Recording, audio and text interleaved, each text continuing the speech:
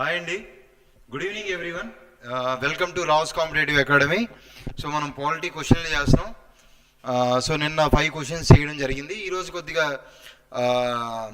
Next టాపిక్లన్నీ కూడా cover చేద్దామండి. ఒక్కొక్క దాంట్లో నుంచి ఒక్కొక్కటి పిక్ చేస్తాం. సో ఈరోజు నేను మీకు చెప్పబోయేది ఏంటి అంటే ఒక 5 to 6 డిఫికల్ట్ లెవెల్ క్వశ్చన్స్ చేస్తూ కరెంట్ ట్రెండ్కి తగ్గట్టుగా ఏవైతే ప్రీవియస్ యూపీఎస్సీ ఎగ్జామ్స్లో అడిగారో, స్టేట్ పబ్లిక్ సర్వీస్ కమిషన్స్లో అడిగారో ఆ ఎగ్జామ్స్లో ఉన్న క్వశ్చన్స్ చేయడంతో పాటు లాస్ట్లో మనకు ఒక కరెంట్ అఫైర్స్ టాపిక్ చెప్తానని చెప్పాను. నిన్న ఆర్టికల్ 370 చెప్పడం జరిగింది. ఈరోజు మీకు నారీ వందన్ అధినియం యాక్ట్ అనేది చెప్తానండి. నారీ వందన్ అధినియం యాక్ట్ అనేది చెప్తాం. ఓకే, సౌజన్య గారు గుడ్ ఈవినింగ్ అండి. Good evening. Okay, so don't waste any time. So directly we will start this session. So first one, which of the following statements are correct? Habeas corpus is a writ issued by the court to bring before the court a person from illegal custody. By using the writ of mandamus, the court may order the public officials to perform their legal duties. By the writ of quo warranto, the court may strike off an order passed by any official of the government, local body or a statutory body. Certiorari is a writ issued to a person who authorized to occupy a public office to step down from that office. So ఇది మీకున్న questions అండి. Vikas good evening. Good evening Vikas. Okay, so answer చేయండి. Try to answer this question. ఏంటండి దీని answer ఏంటి?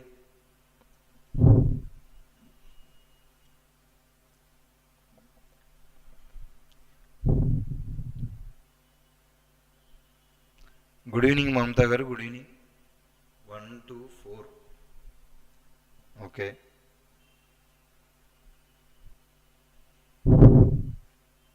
Share the session అండి. It is useful for UPSC, APSC Group-1, APPSC Group-2 mains and TSPSC Group-1 and Group-2. Okay,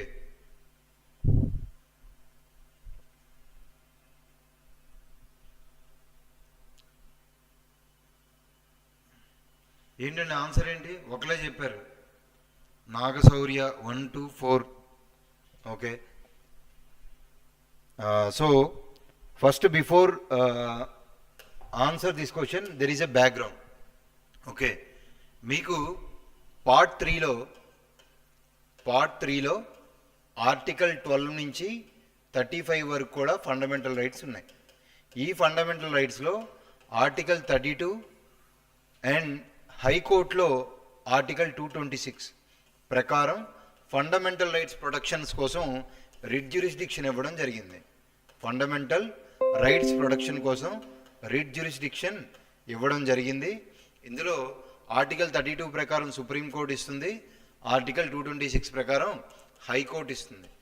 ఇక్కడ రెండు మాటలు చాలా important అండి. రెండు మాటలు చాలా ఇంపార్టెంట్. అవి ఏంటి అంటే Supreme Court writ jurisdiction is narrower than writ jurisdiction of the High Court, or High Court writ jurisdiction is wider than Supreme Court writ jurisdiction. అంటే హైకోర్టులకి రిట్లు జారీ చేసే పరిధి సుప్రీం కోర్టు కన్నా ఎక్కువ అండి. ఓకే, అది గుర్తుపెట్టుకోవాలి. అంటే దాని అర్థం ఏంటి అంటే హైకోర్టు అనేది రిట్స్ని ఫండమెంటల్ రైట్స్ పోయినప్పుడు ఇవ్వగలదు, లీగల్ రైట్స్ పోయినప్పుడు ఇవ్వగలదు, అదర్ రైట్స్ ప్రొటెక్షన్స్ కోసం కూడా ఇవ్వగలదు. కానీ supreme court only fundamental rights protection కోసం మాత్రమే రిట్స్ ఇవ్వగలదండి. చాలా చాలా ఇంపార్టెంట్ ఆ స్టేట్మెంట్. అంటే writ jurisdiction of the high court is wider than supreme court. ఎందుకంటే ఎక్కువ రైట్స్కి రిట్ జ్యూరిస్డిక్షన్స్ రిట్స్ ఇష్యూ చేయగలదు. కానీ supreme court can issue writs only for the protection of fundamental rights. ప్రాథమిక హక్కులని పరిరక్షించడానికి మాత్రమే సుప్రీంకోర్టు రిట్లు ఇష్యూ చేయగలదు. వెరాజ్ హైకోర్టు ప్రాథమిక హక్కులతో పాటు లీగల్ హక్కులు, అదర్ ఇతర హక్కులు ఏవైనా సరే పరిరక్షించడానికి హైకోర్టులు ఇష్యూ చేయగలవు. కాబట్టి హైకోర్టు యొక్క రిట్లు జారీ చేసే పరిధి సుప్రీంకోర్టు కన్నా విస్తృతమైనది. ఆ స్టేట్మెంట్ చాలాసార్లు అడిగారు, చాలా చాలా ఇంపార్టెంట్ అండి. ఎసర్షన్ రీజనింగ్ క్వశ్చన్లు కూడా అడగొచ్చు. సో ఎసర్షన్ ఏంటి, హైకోర్టుకి ఎక్కువ సుప్రీంకోర్టు కన్నా, ఎందుకంటే హైకోర్టు అనేది అన్నిటికీ ఇవ్వగలదు, సుప్రీంకోర్టు ఓన్లీ ఫండమెంటల్ రైట్స్కి ఇవ్వగలదు. ఓకే, ఇది క్లియర్ అండి. ఓకే, సో ఇక్కడ మీరు గుర్తుపెట్టుకోవాల్సిన ఇంకో విషయం ఏంటి అంటే,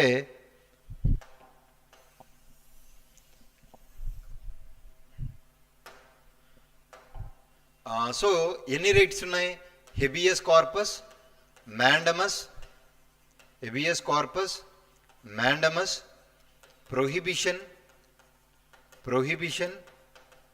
సెరిషియోరరీ, దీనికి తెలుగులో కూడా ఇవేనండి, కో వారెంటో. 5 రిట్స్ ఉన్నాయి.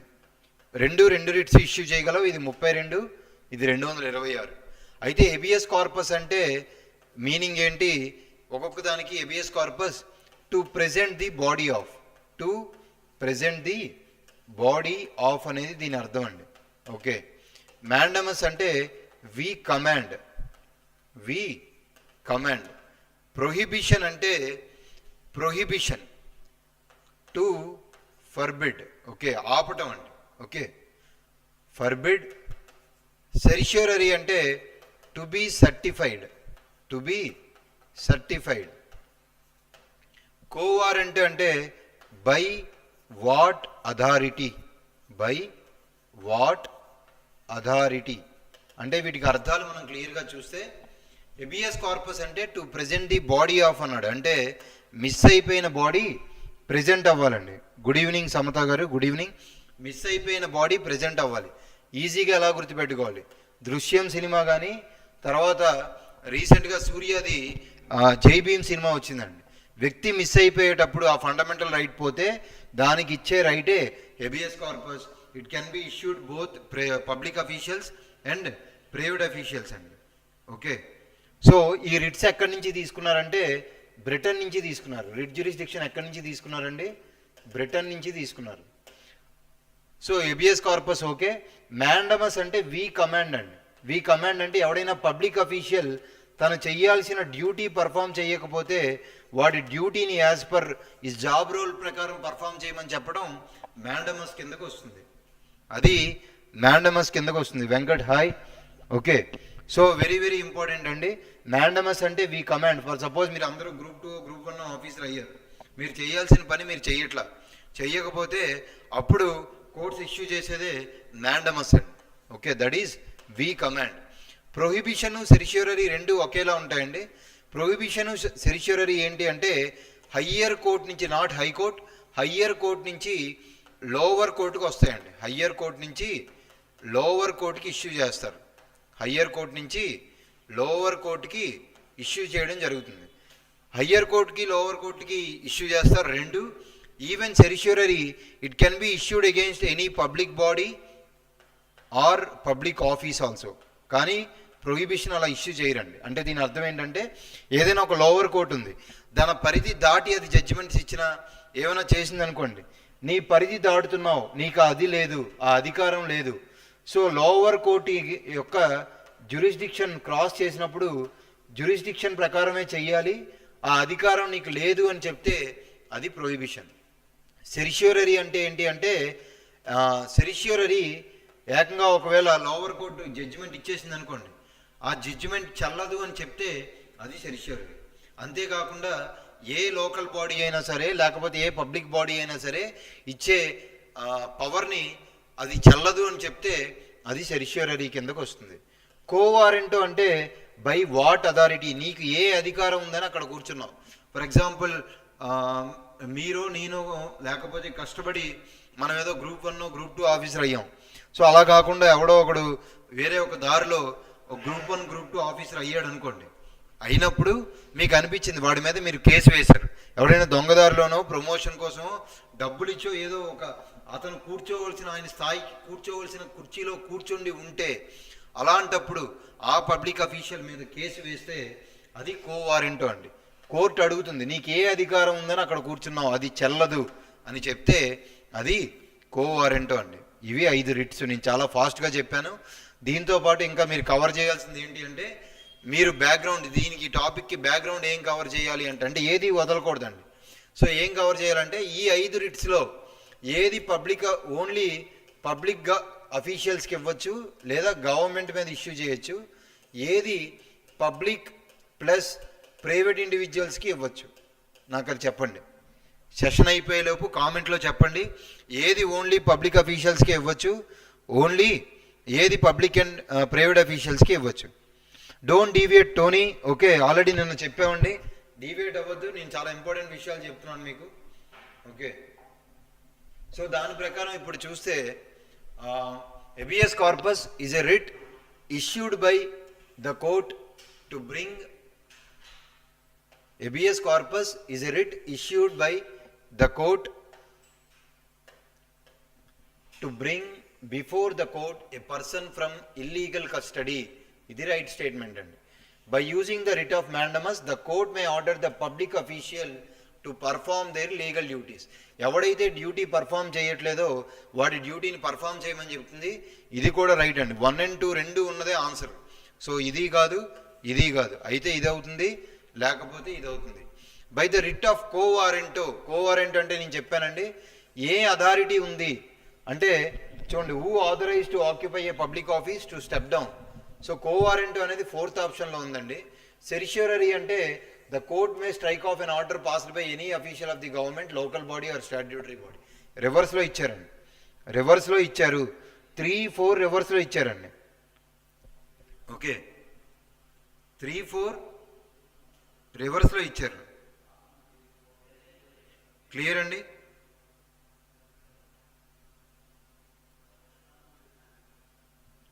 mandamus cannot be issued to private persons అండి. దానికి లాజిక్ ఉంది. Nagashaurya mandamus cannot be issued to private individuals. For suppose నేను ఏదో సాఫ్ట్వేర్ కంపెనీలో పనిచేస్తున్నాను, నేను పని చేయట్లేదని చెప్పి నా మీద మీరు కోర్టులో case వేయలేరండి.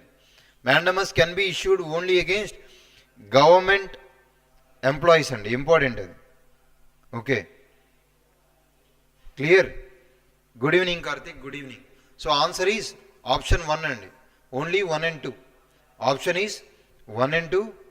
Okay, option is 1 and 2. Clear అండి, clear. Right, next one.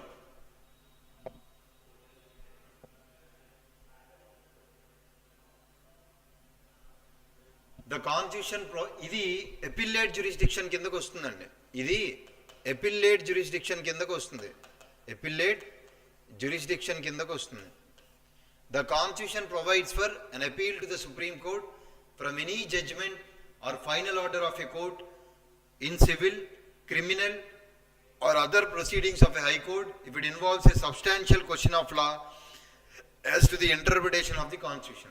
The Supreme Court has the power to grant in its discretion special leave appeal from any judgment, decree, sentence or order in any case or matter passed or made by any court or tribunal within the territory of India. Article 132 of the Indian Constitution confers upon the Supreme Court the advisory jurisdiction.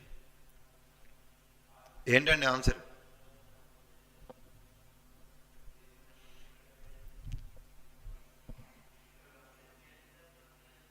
Questions అలా ఉంటూనే ఉంటాయండి. మనం ఎన్ని complete చేయగలం అనేది చూడాలి. వికాస్ గారు చాలా క్వశ్చన్స్ ఉన్నాయి. There are so many questions. ఎందుకంటే యూపీఎస్సీ ఎగ్జామ్లో మొదటి నుంచి ఉన్న క్వశ్చన్స్ అన్ని వేస్తున్నాము. Plus state public service commissions మనం చాలా ఫాస్ట్గా చేస్తే ఎక్కువ కవర్ చేయడానికి అవకాశం ఉంటుందండి. మ్యాక్సిమం ఈ ఏరియాల నుంచే క్వశ్చన్స్ అడుగుతున్నారు.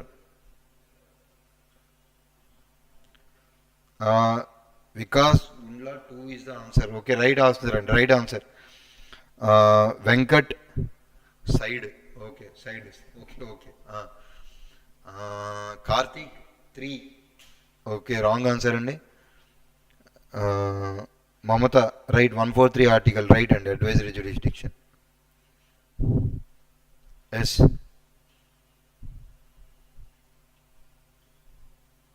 ఓకే, సో ఈజీ అండి. 3 ఆన్సర్ కాదు, ఎందుకంటే ఆర్టికల్ 132 కాదండి, ఆర్టికల్ ఎంత అండి 143. ఈజీగా గుర్తుపెట్టుకోండి.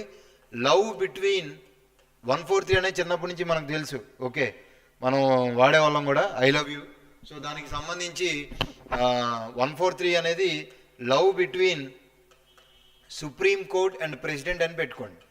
Love between supreme court and president. Okay, love between supreme court and president అండి.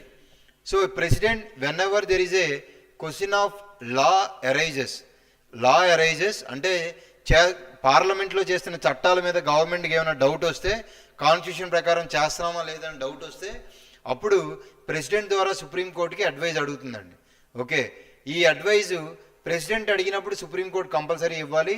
బట్ సుప్రీంకోర్టు ఇచ్చే అడ్వైజ్ ప్రెసిడెంట్ మీద నాట్ బైండింగ్ ఇన్ నేచర్. చాలా చాలా ఇంపార్టెంట్ అండి. ఆ అడ్వైజు సుప్రీంకోర్టు మీద బైండింగ్ కాదండి. ఓకే, హాయ్ అండి, hi. Okay, clear. Okay, supreme court ఇచ్చే సలహా ప్రెసిడెంట్ మీద బైండింగ్ కాదు. ఓకే, క్లియర్ అండి. ఓకే, సో దీని ఆన్సర్ ఏంటండి? ఆర్టికల్ 3 ఏది ఉంటే అది ఆన్సర్ కాదండి. సో ఇది కాదు, ఇది కాదు. సో ఇంకోటి ఏంటంటే ఇది ఆర్టికల్ 136 అండి. ఇది చాలా చాలా ఇంపార్టెంట్ అండి. Article 136 is the special leave petition అండి.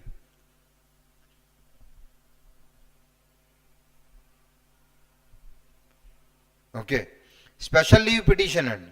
Clear. Article 136 is special leave petition. Important అండి. ఆర్టికల్ 136 స్పెషల్ లీవ్ పిటిషన్ చాలాసార్లు ఎగ్జామ్లో అడిగారు. Okay, 137 is review petition. ఈ రెండు చాలా ఇంపార్టెంట్ అండి. 137 రివ్యూ పిటిషన్ అంటే సుప్రీంకోర్టు ఇచ్చిన జడ్జిమెంట్నే మళ్ళీ రీవ్యూ ఇంకోసారి చూడమని చెప్తే అది review petition. Special leave petition అంటే అర్థం ఏంటి అంటే ఇది సుప్రీంకోర్టుకి ఉన్న ఒక ప్రత్యేక అధికారం అండి, స్పెషల్ పవర్.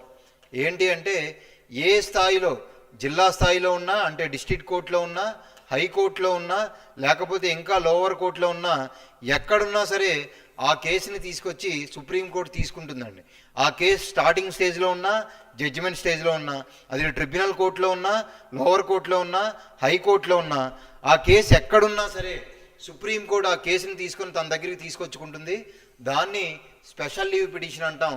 అది ఆర్టికల్ 136. ఇది ఆర్టికల్ 137 ఏంటి అంటే రివ్యూ పిటిషన్. ఈ రెండు చాలా చాలా ఇంపార్టెంట్ అండి. 2016-17లో కూడా మెయిన్స్లో ఇవి రిపీట్ అయ్యాయి. గ్రూప్ 2 మెయిన్స్లో 2016లో కూడా, 2018 ఎగ్జామ్స్లో కూడా ఇవి రిపీట్ అయ్యాయండి. 136 అండ్ 137. ఓకే, సో దాని ప్రకారం the supreme court has the power to grant in its discretion special leave appeal from any judgment, decree, sentence in order in any case. చూడండి, తన సొంత డిస్క్రిషన్ తనకి నచ్చినప్పుడు special leave appeal from any judgment, ఏ judgment అయినా, అది ఒకవేళ decree అయినా, అది ఒకవేళ ఆర్డర్ అయినా, అది ఏ కేసు అయినా, అది ఒకవేళ పాస్ అయినా, ఓకే, అది ఏ కోర్ట్ అయినా, ఏ ట్రిబ్యునల్ అయినా with in the territory of ఇండియాలో ఉంటే అది సుప్రీంకోర్టు స్పెషల్ లీవ్ పిటిషన్ ద్వారా తీసుకోవచ్చు. కానీ ఇక్కడ మనకి ఎలా కన్ఫ్యూజ్ చేస్తారంటే only in courts not in tribunals అని ఇవ్వచ్చు అండి. స్టేట్మెంట్లో గుర్తుపెట్టుకోవాలి, only in courts not in tribunals అని ఇవ్వచ్చు. సో అది మళ్ళీ రాంగ్ అవుతుందండి, అది మళ్ళీ రాంగ్ అవుతుంది. చాలా చాలా ఇంపార్టెంట్ అండి. Okay, 136 special leave petition. Nagashaurya 13 and 137 is not only judicial review. Judicial review వేరండి, నేను చెప్తాను అది వచ్చినప్పుడు. Okay, 13 and 32. ఓకే, సో దీని ఆన్సర్ ఏంటి అంటే ఆప్షన్ 2 అండి. దీని ఆన్సర్ ఆప్షన్ 2. క్లియర్. మీరు ఏం చేయాలి అంటే సుప్రీంకోర్టుకి సంబంధించి ఉన్న జ్యూరిస్డిక్షన్స్ అన్నీ చూడాలి. ఇవి ఎపిల్లేట్ జ్యూరిస్డిక్షన్ కిందకు వస్తాయి, ఎపిల్లేట్ జ్యూరిస్డిక్షన్ కిందకు వస్తాయండి.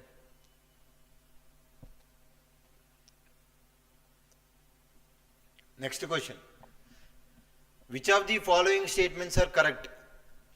ఇది హైకోర్టుకి సంబంధించిన క్వశ్చన్ అండి. గుడ్ ఈవినింగ్ జల్జారెడ్డి గారు, గుడ్ ఈవినింగ్. ఇది హైకోర్టుకి సంబంధించిన question.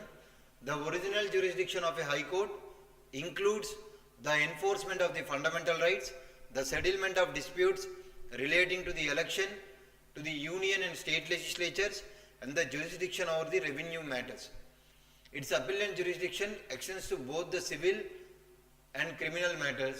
In civil matters the high court is a second appeal only. Okay, civil విషయాల్లో హైకోర్టు రెండవ అపీల్ కోర్టు మాత్రమే. సో దీని అపీలుదారు అధికార పరిధి సివిల్ మరియు క్రిమినల్ విషయాలకు వర్తిస్తుంది. హైకోర్టు యొక్క అసలు అధికార పరిధిలో ప్రాథమిక హక్కుల అమలు, కేంద్రము మరియు రాష్ట్ర శాసనసభలకు ఎన్నికలకు సంబంధించిన వివాదాల పరిష్కారం, రెవెన్యూ విషయాలపై అధికార పరిధి ఉంటాయి. ఏంటండి దీని answer? What is the answer? కొంతమంది 1 and 3 అని చెప్తున్నారు, కొంతమంది ఆప్షన్ 1 చెప్తున్నారు. అశోక్ 1, 2. అంతకన్నా జూమ్ చేయలేమండి. ఎవరది? రేణుక. జూమ్ చేస్తే క్వశ్చన్ కట్ అయిపోతుంది. ఇట్ ఈస్ నాట్ పాసిబుల్ అండి. ఓకే, సో గుర్తుపెట్టుకోండి, ఇక్కడ మనం అబ్జర్వ్ చేయాల్సింది ఏంటి అంటే హైకోర్టుకి ఎన్ని జ్యూరిస్డిక్షన్స్ ఉన్నాయో చూడాలి. హైకోర్టుకి కూడా ఒరిజినల్ జ్యూరిస్డిక్షన్ ఉంటుంది. హైకోర్టుకు కూడా ఒరిజినల్ జ్యూరిస్డిక్షన్ ఉంటుంది. కానీ high court original jurisdiction is different from supreme court original jurisdiction. Supreme court original జ్యూరిస్డిక్షన్లో ఓన్లీ ఫెడరల్ డిస్ప్యూట్స్ వస్తాయి, అంటే సమాఖ్య వివాదాలు వస్తాయి. సమాఖ్య వివాదాలు వస్తాయి. హైకోర్టు ఒరిజినల్ జ్యూరిస్డిక్షన్లో మీకు ఒరిజినల్ అంటే డైరెక్ట్గా ఆ కోర్టుకి వెళ్ళిపోవచ్చు అండి, దాన్ని ఒరిజినల్ అంటాం. అంటే ఫస్ట్ ఇన్స్టాన్స్లో ఏ కోర్టుకి వెళ్తామో దాన్ని ఒరిజినల్ అంటామండి. ఓన్లీ తెలుగు పెట్టి జూమ్ చేయాలా, అంత టెక్నాలజీ అన్నీ మనం అడిగిన ఆప్షన్స్ అక్కడ ఉండవండి. Okay, clear? So original jurisdiction of the high court includes enforcement of the fundamental rights. అంటే ప్రాథమిక హక్కుల్ని ఎన్ఫోర్స్ చేయటం. నా మాట వినండి, మీకు అర్థమవుతుంది. ఈ క్వశ్చన్ జూమ్ చేయాలనుకుంటే. ఓకే, ప్రాథమిక హక్కుల అమలుకి మరియు కేంద్ర రాష్ట్ర శాసనసభల ఎన్నికల వివాదాలకి హైకోర్టుకి ఒరిజినల్ జ్యూరిస్డిక్షన్ ఉంటుంది. ఈవెన్ రెవెన్యూ విషయాలపై కూడా ఉంటుంది. ఇది రైట్ స్టేట్మెంట్ అండి, చాలా ఇంపార్టెంట్. ఓకే, తర్వాత దీని అపిల్లేట్ పరిధి, అంటే దీని అపీలేట్ అధికార పరిధి సివిల్ కేసులకి క్రిమినల్ కేసులకి రెండింటికి వర్తిస్తుంది. సివిల్ కేసులు అంటే ఆస్తి తగాదాలు, మ్యారేజ్, డైవర్స్, తర్వాత ఇన్హెరిటెన్స్, వాటిని సివిల్ కేసెస్ అంటాం. క్రిమినల్ కేసెస్ అంటే హత్య, దొంగతనం, మానభంగం, ఇవన్నీ కూడా క్రిమినల్ కేసెస్ అవుతాయి. రెండిటికి హైకోర్టుకి జ్యూరిస్డిక్షన్ ఉంది. కానీ in the civil matters the high court is the second appeal court అన్నాడు. ఓకే, ఇది రాంగ్ స్టేట్మెంట్ అండి. అంటే దాని అర్థం ఏంటి అంటే సివిల్ కేసెస్లో కంపల్సరీ ఫస్ట్ లో కోర్టుకే వెళ్ళాలి, తర్వాతే హయ్యర్ కోర్టుకి వెళ్ళాలనేది సెకండ్ అపీలేట్ అనేది దాని అర్థం. అంటే ఫర్ సపోజ్ ఇప్పుడు నాకు మా అన్నయ్యకి ఏదో ఒక ఆస్తి తగాదా అయింది, అయితే నేను హైకోర్టుకి వెళ్ళకూడదు అని ఏం లేదండి, హైకోర్టుకి వెళ్ళొచ్చు. సో హైకోర్టు సివిల్ కేసెస్లో ఫస్ట్ అపీల్గా యాక్ట్ చేస్తుంది, at the same time second అపీల్గా కూడా యాక్ట్ చేస్తుందండి. అంటే సివిల్ తగాదాలు వచ్చినప్పుడు ఓన్లీ లోవర్ కోర్ట్ నుంచి హైకోర్టుకే వెళ్ళాల్సిన పని లేదు. You can directly approach to the high court. అంటే both second appeal and first appeal. Second అపీల్గా పనిచేస్తుంది, at the same time first అపీల్గా కూడా పనిచేస్తుంది. ఇంపార్టెంట్ అండి, సెకండ్ అపీల్గా పనిచేస్తుంది, ఫస్ట్ అపీల్గా కూడా పనిచేస్తుంది. చాలా చాలా ఇంపార్టెంట్ అండి. So second statement is wrong. So second ఎక్కడుందో అది ఆన్సర్ కాదు. Okay, so answer is 1 and 3 only. So answer is 1 and 3 only. నేను చెప్పింది అర్థమైందా అండి? నేను మీకు చెప్పింది అర్థమైందా?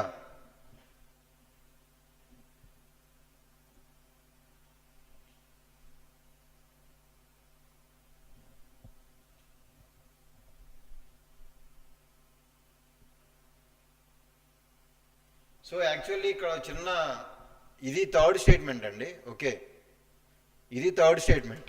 ఓకే, థర్డ్ స్టేట్మెంట్ రాంగ్ కాబట్టి ఒక్క నిమిషం అండి, సారీ, థర్డ్ స్టేట్మెంట్ రాంగ్. ఇది ఒక్కటే థర్డ్ స్టేట్మెంట్ అండి, ఇది third statement, sorry. Okay, so answer is 1 and 2 only అండి. 3 ఉన్నది ఆన్సర్ కాదు, 3 ఉన్నది ఆన్సర్ కాదు. Answer is 1 and 2 only. Answer is 1 and 2 only. అవునండి, అవును అవును అవును. ఓకే, రైట్ అండి, క్లియర్. Right, next one.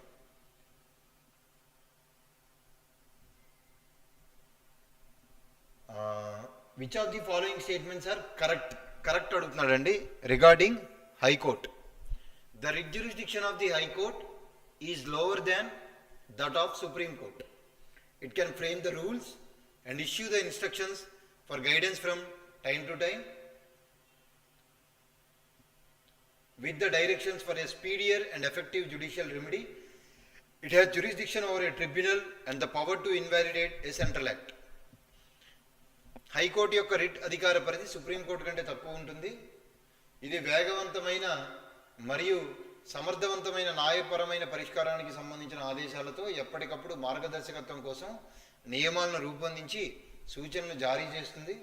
ఇది ట్రిబ్యునల్పై అధికార పరిధిని కలిగి ఉంటుంది మరియు కేంద్ర చట్టాన్ని చెల్లుబాటు కాదని అధికారాన్ని కలిగి ఉంటుంది. ఏంటండి answer?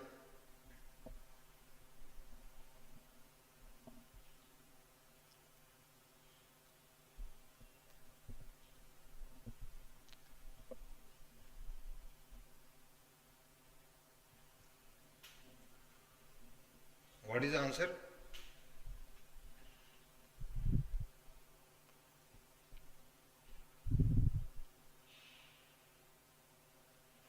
Because option 1 wrong, simple. Eliminate చేయండి. ఆప్షన్ 1 రాంగ్, సో అలా కూడా ఈజీగా చేయొచ్చు. రైట్ అండి, రైట్ మెథడ్. ఓకే, నేను ఆల్రెడీ చెప్పానండి writ jurisdiction of the high court is broader. Okay, విస్తృతమైనదండి. ఎందుకు విస్తృతమైనది అంటే high court can issue for the protection of fundamental rights, legal rights and other rights. Sir, fundamental రైట్కి లీగల్ రైట్కి డిఫరెన్స్ ఏంటి? రైట్ టు ప్రాపర్టీ ఉంది. Right to property article 300A ఉన్న right to property is present a legal right. Legal right, మీకు right to property పోతే supreme court writ issue చేయలేదండి, only high court మాత్రమే writ issue చేయగలదు. ఓకే, సో అది legal right కిందకు వస్తుంది. సో హైకోర్టు ఈ అన్ని రైట్స్కి కూడా రిట్స్ ఇష్యూ చేయగలదు కాబట్టి ఇది వాడిచ్చిన statement wrong statement.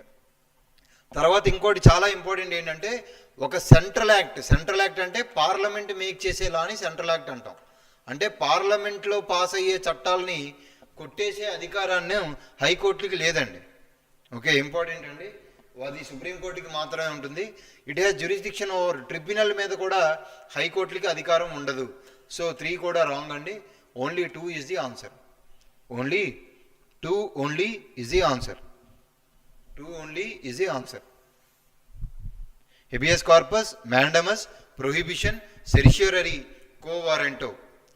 Habeas corpus body లేకపోతే ప్రెజెంట్ చేయమని, మ్యాండమస్ పబ్లిక్ అఫీషియల్ని అటెండ్ అవ్వమని చెప్పడాన్ని, కో వారెంటో నీకు ఏ అధికారం ఉందనరా నువ్వు అక్కడ కూర్చున్నావు అని అడగటం, ప్రొహిబిషన్ హయ్యర్ కోర్టు నుంచి లోవర్ కోర్టుకి, లోవర్ కోర్టు తన పరిధి దాటినప్పుడు ఆపమని చెప్పడం, సెరిష్యూరరీ లోవర్ కోర్టు ఇచ్చిన జడ్జిమెంట్ని కానీ ఎనీ పబ్లిక్ అఫీషియల్ ఇచ్చిన దాన్ని కానీ చెల్లుబాటు కాదు అని చెప్పడం అండి.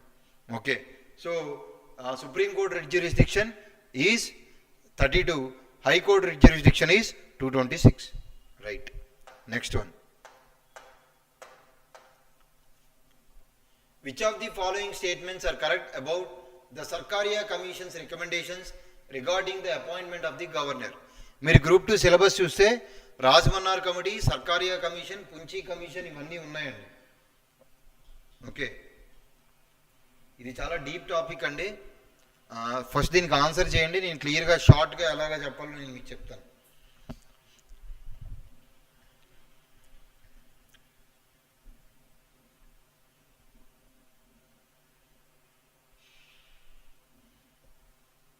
దీని ఆన్సర్ ఏంటండి? What is the answer of this question?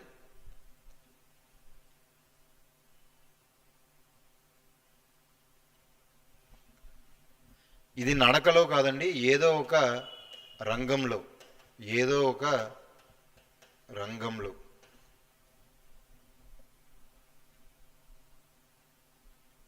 Good evening అండి, good evening. Nagashaurya right, Jalaja Reddy right, Vikas Gundla right, Nagashaurya right, Renuka wrong answer అండి, Mamata wrong answer, Santoshi wrong answer, Venkat right అండి, right. Okay, Nagashaurya wrong answer అండి, అన్నీ రైటేనండి. ఓకే, సో ఇవన్నీ రైట్ ఆన్సర్స్. మీరు centre state relations ఉంటాయి. Centre state రిలేషన్స్లో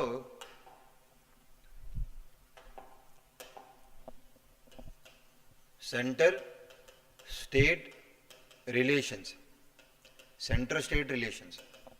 okay, so centre state రిలేషన్స్లో మీకు క్వశ్చన్లు చేయాలా లేకపోతే థియరీ కావాలండి? నాకు దాన్ని బట్టి చెప్తే నేను ఇంపార్టెంట్ థియరీలన్నీ మీకు చెప్తాను. అది మీ ఇష్టం, మీ కాల్ అది. అది మీరు డిస్కస్ చేసుకొని నాకు ఒకసారి చెప్పండి. లేదు మీకు థియరీ క్లాసులు కావాలి అంటే నేను ఓన్లీ థియరీ క్లాసులు పట్టుకొని వస్తాను. ఓకే, సో ఎందుకంటే ఒక క్వశ్చన్లోనే మొత్తం బ్యాక్గ్రౌండ్ అంతా కవర్ చేయడం కష్టం అండి.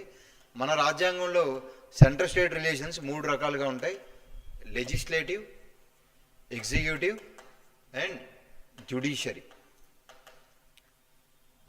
జ్యుడిషియరీ కాదండి, financial relations, financial relations. So ఇందులో లెజిస్లేటివ్ రిలేషన్స్ అంటే శాసన అధికారాల్లో కేంద్రానికి రాష్ట్రానికి సంబంధాలు, ఎగ్జిక్యూటివ్లో కార్య నిర్వహణకి సంబంధించి సెంట్రల్కి స్టేట్కి సంబంధాలు, ఫైనాన్షియల్ రిలేషన్స్లో అంటే ఆర్థిక సంబంధాల్లో సెంట్రల్కి స్టేట్కి సంబంధాలు. ఈ మూడింటికి సంబంధించి సంబంధాలు మీరు చదువుకోవాలి. దీంట్లో కమిటీస్ ఉన్నాయి: రాజమన్నార్ కమిటీ, ఆనందపూర్ సాహెబ్ కమిటీ, తర్వాత సర్కారియా కమిషన్, తర్వాత పుంచి కమిషన్. ఇవన్నీ కంపల్సరీ చదువుకోవాలండి. దీంట్లో సర్కారియా కమిషన్. ఓకే, సో ఇందులో వెరీ వెరీ ఇంపార్టెంట్ ఏంటి అంటే సర్కారియా కమిషన్ అండి. సర్కారియా కమిషన్ ప్రకారం గుర్తుపెట్టుకోవాల్సింది ఏంటి అంటే సర్కారియా కమిషన్లో చాలా రికమెండేషన్స్ ఉన్నాయి. అందులో గవర్నర్కి సంబంధించిన రికమెండేషన్స్, అక్కడ ఇచ్చిన స్టేట్మెంట్లు అన్నీ కరెక్టేనండి. అసలు గవర్నర్ పొజిషన్ ఎందుకు అంత ప్రాబ్లం అంటే సెంట్రల్ గవర్నమెంట్ గవర్నర్ని అపాయింట్ చేస్తుంది. ఈయన రాష్ట్రానికి ప్రథమ పౌరుడు లేదా రాష్ట్రానికి రాజ్యాంగ అధిపతి, constitutional head of the state and head of the state and not head of the government, head of the state. Okay, so గవర్నర్కి సంబంధించి ఇంకా ఇంపార్టెంట్ ఏంటి అంటే ఈ గవర్నరు సెంట్రల్ గవర్నమెంట్కి ఏజెంట్గా పనిచేస్తాడు. నార్మల్లీ మన ఇండియాలో గవర్నర్గా ఎవరిని అపాయింట్ చేస్తాం? రాజకీయాల్లో ఓడిపోయిన వాళ్ళని, ముసలి వాళ్ళని, రాజకీయాల్లో ప్రాముఖ్యత కోల్పోయిన వాళ్ళని. అందుకనే రాజ్భవన్ని రాజకీయ పునరావాస కేంద్రాలని చెప్పి ఒక విమర్శ ఉందండి. Raj Bhavan sir political rehabilitation centres of governors అంటారు. ఎందుకంటే ఇప్పుడు ఫర్ సపోజ్ ఎవరైతే ముసలాయన ఉంటారో రాజకీయంగా ఇంకా గెలవడో, పార్టీకి విధేయతగా ఎవడు పనిచేస్తాడో వాళ్ళని గవర్నర్గా అపాయింట్ చేస్తారు మ్యాక్సిమం టైమ్స్. వాడు రాష్ట్ర ప్రయోజనాలు కాపాడండి. ఎంతసేపు సెంట్రల్ గవర్నమెంట్లో ఏ పార్టీ ఉందో ఆ పార్టీ ప్రయోజనాలని కాపాడతాడు. సో వీటన్నిటి మీద చాలా పెద్ద టాపిక్. ఓకే, సో ఆ గవర్నర్ ఎలా ఉండాలి అనే దానికి కొన్ని రికమెండేషన్స్ చేస్తుంది. గవర్నర్ అనేవాడు లోకల్ వ్యక్తి అయితే అక్కడ లోకల్ పాలిటిక్స్ని ఎఫెక్ట్ చేస్తాడు. కాబట్టి ఎప్పుడైనా చూసుకోండి, గవర్నర్గా వేరే రాష్ట్రం వాళ్ళే అపాయింట్ అవుతారు. అది మ్యాక్సిమం టైమ్స్ ఫాలో అవుతున్నారండి. ఈవెన్ తెలంగాణకు కానీ ఇక్కడ కానీ అవుట్ ఆఫ్ ది స్టేట్ వాళ్ళు మాత్రమే గవర్నర్గా ఉంటారు. తర్వాత రాజకీయాలకి ఆయన అపాయింట్ చేసే కొన్ని సంవత్సరాల ముందు ప్రత్యక్ష రాజకీయాలకి దూరంగా ఉండాలండి. ప్రత్యక్ష రాజకీయాలకి ఆయన దూరంగా ఉండాలి, ఇంపార్టెంట్ అండి. ఓకే, తర్వాత ఆయన ఏదో ఒక రంగంలో నిష్ణాతుడై ఉండాలి. ఇవన్నీ కూడా కరెక్ట్ స్టేట్మెంట్లే. సో ఎవ్రీథింగ్ ఈజ్ రైట్ అండి. ఇది కరెక్టే, ఇది కరెక్టే, ఇది కరెక్టే, all are correct, all are correct అండి, all are correct.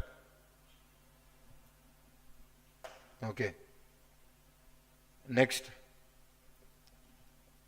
Which of the following fall under the discretionary powers of the governor? గవర్నర్కి ఐచ్ఛిక అధికారాలు ఉంటాయండి. ఓకే, గవర్నర్కి ఐచ్ఛిక అధికారాలు ఉంటాయి. నమస్తే అండి, నమస్తే.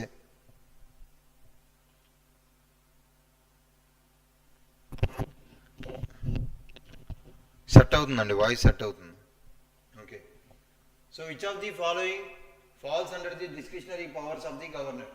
The appointment of the chief minister when neither a single party nor a combination of the parties emerges from the election with a clear majority. With regard to making a report to the president under Article 352, the reservation of bills for the consideration of the president. ఏది discretionary power కిందకు వస్తుంది?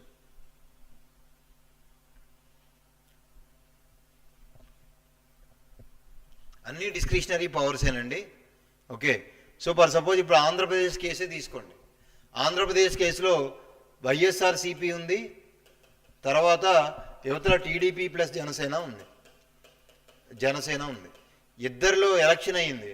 Normally 175 సీట్స్లో 50% plus 1 కాబట్టి 88 seats ఏ పార్టీకి వస్తే ఆ party గెలిచినట్టు లెక్క. దేనికి ఆ క్లియర్ మెజారిటీ రాలేదనుకుందాం, ఎవరు గవర్నమెంట్ ఫామ్ చేయడానికి ముందుకు రావట్లా.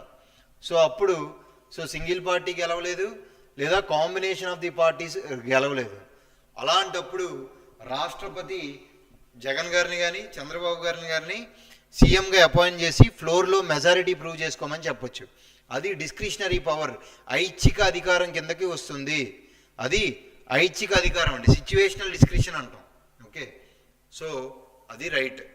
With regard to making a report to the president under article 352, రాష్ట్రపతి పాలన విధించాలన్నప్పుడు రిపోర్టు పంపించడం గవర్నర్ యొక్క ఐచ్ఛిక అధికారం. ఓకే, ఆయనకి నచ్చినప్పుడు రిపోర్ట్ పంపించవచ్చండి. రాజ్యాంగం ప్రకారం రాష్ట్రంలో పరిపాలన జరగడం లేదు, as per the constitutional norms ప్రకారం రూలింగ్ జరగట్లేదు అని అనిపించినప్పుడు ప్రెసిడెంట్కి గవర్నర్ రిపోర్ట్ పంపించవచ్చు. ఇది ఆర్టికల్ 201 అండి. ఆర్టికల్ 201 కొన్ని సందర్భాల్లో గవర్నర్ బిల్లుల్ని ప్రెసిడెంట్ రిజర్వేషన్ కోసం పంపించవచ్చు. ప్రెసిడెంట్కి రిజర్వేషన్ ఆఫ్ ది బిల్స్ కోసం పంపించవచ్చు. దాన్ని రిజర్వేషన్ ఆఫ్ బిల్స్ అంటాం. Reservation of bills. ఈ రిజర్వేషన్ ఆఫ్ బిల్స్ ఏంటి అంటే ఏ బిల్స్ని రిజర్వ్ చేయొచ్చు అంటే ఏదైనా రాష్ట్ర అసెంబ్లీ హైకోర్టు అధికారాలని తగ్గించేలా బిల్స్ మేక్ చేసినా, directive principles of state policy ఆదేశిక సూత్రాలకు వ్యతిరేకంగా చట్టాలు చేసినా, లేకపోతే ఒకవేళ రాజ్యాంగానికి వ్యతిరేకంగా చట్టాలు చేసినా, దేశ ఐక్యతకి సమగ్రతకి వ్యతిరేకంగా చేసినా సరే. ఓకే, సారీ అండి, 356. ఓకే, 356. Thank you. ఓకే, 356 అండి. ఓకే, ఇది 356. సో దీని ఆన్సర్ ఏంటి అంటే అన్నీ వస్తాయండి, all cases. Okay, all cases అండి. సో ఇక్కడతో క్వశ్చన్స్ అయిపోయాయండి. ఓకే, ఇప్పుడుతో క్వశ్చన్స్ అయిపోయి ఈరోజు నేను మీకు చెప్పబోయే టాపిక్ ఏంటి అంటే నారీ వందన్ అధినియం బిల్ అండి. నారీ, నిన్న ఆర్టికల్ 370 చెప్పాం. సో ఈరోజు నారీ వందన్ అధినియం యాక్ట్, నారీ వందన్ అధినియం యాక్ట్ చట్టం. సో దీనికి సంబంధించి ఇంపార్టెంట్ విషయాలు ఏంటి అంటే ఇది ఎన్నో రాజ్యాంగ సవరణ. ఇది ఎన్నో రాజ్యాంగ సవరణ అంటే 106th కాన్స్టిట్యూషనల్ అమెండ్మెంట్ యాక్ట్, రాజ్యాంగ సవరణ చట్టం. అంతేకాకుండా ఇది 128th కాన్స్టిట్యూషనల్ అమెండ్మెంట్ బిల్ లేదా రాజ్యాంగ సవరణ బిల్లు. అంటే బిల్లు చట్టం అయిన తర్వాత నెంబర్ 106 అయిందండి. 128th కాన్స్టిట్యూషనల్ అమెండ్మెంట్ బిల్ అండి, 106 కాన్స్టిట్యూషనల్ అమెండ్మెంట్ యాక్ట్. ఆ తర్వాత రెండో పాయింట్ ఏంటి అంటే ఇది దేనికి సంబంధించిందంటే మహిళలకు 33% రిజర్వేషన్లకు సంబంధించింది. మహిళలకు 33% రిజర్వేషన్లు. ఎక్కడ? ఉద్యోగాల్లోనా? కాదండి. ఓకే, అది కూడా లోక్సభ మరియు రాష్ట్ర శాసనసభల్లో రిజర్వేషన్లు. లోక్సభ, రాష్ట్ర శాసనసభల్లో రిజర్వేషన్లు అండి. లోక్సభ, రాష్ట్ర శాసనసభల్లో రిజర్వేషన్లు ఎంత? 33%. సో ఎక్కడెక్కడ రిజర్వేషన్ లేదు, రాజ్యసభలో కూడా ఇవ్వాలి కానీ రాజ్యసభలో లేదు, రాజ్యసభలో 33% లేదు. తర్వాత ఎక్కడెక్కడైతే ఏ రాష్ట్రాల్లో 6 రాష్ట్రాల్లో ఎమ్మెల్సీస్ అంటే upper houses of state legislative assembly అంటే లెజిస్లేటివ్ కౌన్సిల్స్లో కూడా ఈ 33% లేదు. లెజిస్లేటివ్ కౌన్సిల్స్లో కూడా ఈ 33% లేదండి. లోకల్ బాడీస్కి సంబంధించి ఆల్రెడీ 73rd అమెండ్మెంట్ యాక్ట్లో ఉంది కాబట్టి ఇక్కడ అది అప్లికబుల్ అవ్వదు. ఓకే, అది ఇక్కడ అప్లికబుల్ అవ్వదండి. ఓకే, ఆ తర్వాత నెక్స్ట్ ఇంపార్టెంట్ విషయం ఏంటి అంటే దీనికి సంబంధించి ఇది ఎప్పటి నుంచి అమల్లోకి వస్తుంది, ఇది ఎప్పటి నుంచి లోక్సభ అండ్ లెజిస్లేటివ్ అసెంబ్లీస్ కూడా అండి, రాష్ట్ర శాసనసభల్లో కూడా ఇంపార్టెంట్, రాష్ట్ర శాసనసభల్లో కూడా. ఓకే, తర్వాత నెక్స్ట్ ఇంపార్టెంట్ పాయింట్ ఏంటి అంటే ఇది ఎప్పటి నుంచి అమల్లోకి వస్తుందంటే 2029 నుంచి అమల్లోకి వస్తుంది. ఎందుకు 2029 నుంచి అమల్లోకి వస్తుంది అంటే ఎందుకు 2026లో డీలిమిటేషన్ కమిషన్ వేయాలి. డీలిమిటేషన్ కమిషన్ వేసి నియోజకవర్గాల పునర్వ్యవస్థీకరణ ఉంది. నియోజకవర్గాల పునర్వ్యవస్థీకరణ 2026లో బాకీ ఉందండి. 2026లో కాన్స్టిట్యుయెన్సీస్ డీలిమిటేషన్ బాకీ ఉంది. సో అందుకని అది అయిపోయిన తర్వాత 2029 నుంచి వస్తుంది. సో అది ఇంపార్టెంట్. ఆ తర్వాత నెక్స్ట్ ఇంపార్టెంట్ విషయం ఏంటి అంటే ఇందులో ఇంకా ఏమున్నాయి,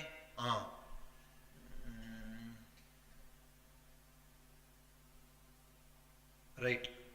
సో ఉమెన్ రిజర్వేషన్ని రికమెండ్ చేసిన కమిటీ ఏది అంటే గీతా ముఖర్జీ కమిటీ అండి. Geeta Mukherjee committee.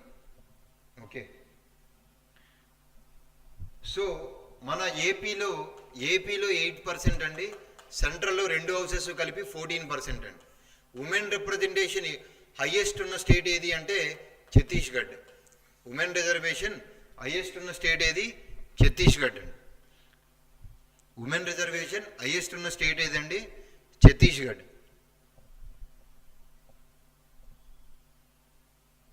Okay, so ఆ తర్వాత నెక్స్ట్ ఇంపార్టెంట్ ఏంటి అంటే ఇవన్నీ రాసుకున్నారా? ఇవన్నీ రాసుకున్నాక అసలుది నేను చెప్తానండి. ఓకే, ఆర్టికల్స్ ఉన్నాయి, ఇవి నోట్ చేసుకున్నారా? ఆ తర్వాత నోట్ చేసుకోండి వీడియో పాజ్ చేసి. Okay,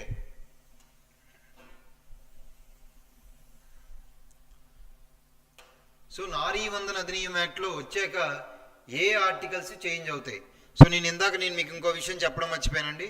Lok Sabha, state legislative assemblies and Delhi national capital Delhi territory NCT Delhi అసెంబ్లీకి కూడా అప్లై అవుతుంది. పుదుచ్చేరికి అప్లై అవ్వదు కానీ నేషనల్ క్యాపిటల్ టెరిటరీ ఢిల్లీ అసెంబ్లీకి కూడా అప్లై అవుతుంది. ఇంపార్టెంట్ అండి, నేషనల్ క్యాపిటల్ టెరిటరీ ఢిల్లీకి కూడా అప్లై అవుతుంది. సో దీనికి సంబంధించి ఆర్టికల్స్ ఏంటి, ఏమేమి ఆర్టికల్స్ వస్తాయి, ఎక్కడెక్కడ చేంజెస్ వస్తాయి అనేది ఇంపార్టెంట్ అండి. సో ఆల్రెడీ ఉన్న ఆర్టికల్, సో ఆర్టికల్స్లో చేంజెస్ అంటే 2 రకాలండి. ఉన్న ఆర్టికల్లో చేంజెస్ ఏంటి, కొత్త ఆర్టికల్స్ ఏంటి అంటే ఓల్డ్ ఆర్టికల్స్లో ఏం చేంజెస్ వస్తున్నాయి, ఓల్డ్ ఆర్టికల్స్లో ఎక్కడ చేంజ్ వచ్చింది, న్యూ ఆర్టికల్స్ ఏంటి, న్యూ ఆర్టికల్స్ ఏంటి.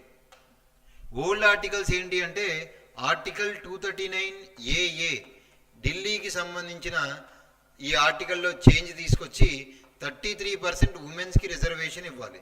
33% ఉమెన్కి రిజర్వేషన్ ఇవ్వాలి. న్యూ ఆర్టికల్స్ ఏమేమి వచ్చాయి అంటే 330A, 332A and 334A. Okay, clear అండి. సో ఇవి గుర్తుపెట్టుకోవాలి. 330A ఏంటి అంటే లోక్సభలో ఉమెన్కి 1/3 రిజర్వేషను. తర్వాత 332A ఏంటి అంటే స్టేట్ లెజిస్లేటివ్ అసెంబ్లీస్లో ఉమెన్కి 1/3 రిజర్వేషను. తర్వాత 334A ఏంటి అంటే 2026 డీలిమిటేషన్ కమిషన్ వచ్చాక ఉమెన్కి రిజర్వేషన్ అప్లై అవుతుంది. లేదా ఈ ఉమెన్ రిజర్వేషన్ అనేది 15 ఇయర్స్ వరకు క్యాప్ అండి, 15 సంవత్సరాల వరకు చెల్లుబాటు అవుతుంది. తర్వాత మళ్ళీ కొత్తగా అమెండ్ చేయాల్సి ఉంటుంది, తర్వాత కొత్తగా అమెండ్ చేయాల్సి ఉంటుంది. క్లియర్? ఓకేనండి. సో ఇది కాకుండా ఇంకోటి ఇంపార్టెంట్ విషయం ఏంటి అంటే ఉమెన్ రిప్రజెంటేషన్కి సంబంధించి మెయిన్ ఈ ఇచ్చిన ఈ 33%లో కూడా ఎస్సీ ఎస్టీ రిజర్వేషన్స్ కూడా అప్లై అవుతాయండి. ఓకే, ఎస్సీ ఎస్టీ రిజర్వేషన్స్లో ఏవైతే ఇస్తున్నారో వాటిలో కూడా 1/3 ఉమెన్స్కి ఇవ్వాలి, వాటిలో కూడా ఉమెన్స్కి 1/3 ఇవ్వాలండి. క్లియర్? ఓకే. సో అది నారీ వందన్ అధినియం యాక్ట్ అండి, అది నారీ వందన్ అధినియం యాక్ట్. క్లియర్ అండి? ఓకే. సో ఇలా రోజు కొన్ని క్వశ్చన్స్ చేద్దాం, క్వశ్చన్స్ చేసి దాని బ్యాక్గ్రౌండ్ చెప్తాను. నాకు తెలిసి ఎక్కువ క్వశ్చన్స్ చేయడం వల్ల థియరీ మొత్తం అంతా కంప్లీట్ చేయలేకపోతున్నామండి. మనం ఏం చేద్దామంటే 1-2 క్వశ్చన్లు తీసుకొని, అంటే గవర్నర్ క్వశ్చన్ వస్తే గవర్నర్కి సంబంధించి థియరీ క్లాస్ అంతా చెప్తాం. ఓకే, అలా చేద్దామండి. అలా చేస్తే మనకి క్లారిటీ వస్తుంది సబ్జెక్ట్ మీద, టాపిక్ మీద. ఓకే, అలా చేస్తే సబ్జెక్ట్ మీద, టాపిక్ మీద క్లారిటీ వస్తుంది. నేను అలా చేయడానికి ప్రయత్నిస్తాను. 1-2 క్వశ్చన్లు పట్టుకుందాం, దాని థియరీ బ్యాక్గ్రౌండ్ అంతా చేయడానికి ట్రై చేద్దాం. Okay, will follow like that. Clear అండి? Thank you, good night, have a nice day. Tomorrow will meet again అండి. Okay, some questions and one important current affair topic. Right and thank you very much. Session share చేయండి, మిగతా వాళ్ళందరికీ కూడా share చేయండి. Cut off goal లేకుండా మళ్ళీ start చేసాము. So okay.